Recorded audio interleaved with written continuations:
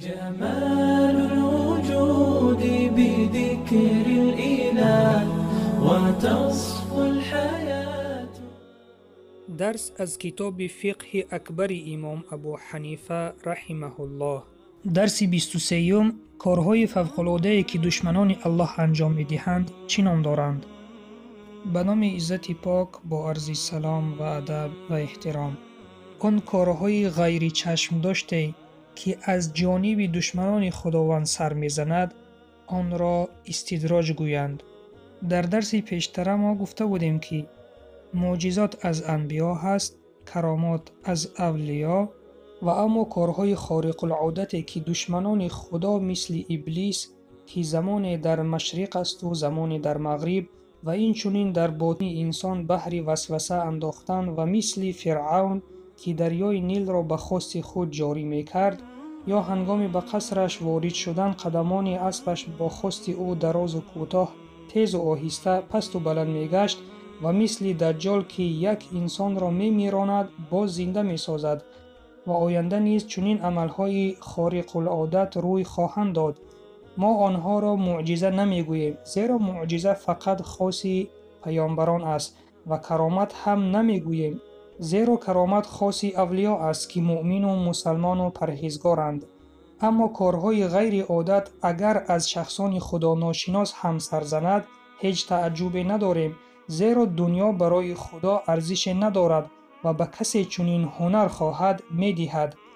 کرم و جود و بخشش الله تعالی عام است. حاجت دشمنان خود را هم روا می سازد. این برای استدراج آنهاست، یعنی رواج و رونقشان است. ولی آنها جای آن که رو به خدا بیارند و به خود بیایند برعکس خود را گم می سازند و این لطف خداوند بر ضرر و زیان آنها قرار می گیرد و بالآخر این رواج و رونقشان سبب عذاب و عقوبتشان می گردد. نگرید به سوره اعراف آیت 182. انسانهای خدا بیخبر چون در کار خود رواج و رونق ببینند آن را احسان خداوند می دانند و از این مغرور می گردند. اگر فاجر باشند طغیان می کنند، اگر کافر باشند کافریشان را باز زیادتر می کنند. چنان که فرعون لعین 400 سال عمر به سر برد و یگان کمبودی ندید، حتی که در آشخانه اش ظرفی نشکست. این جای حیرت نیست، چنین شدنش ممکن است و نقلا ثابت گشته است. ببینید ابلیس بعد مردود شدنش گفت یا رب مهلت ده مرا تا روز برانگیختن.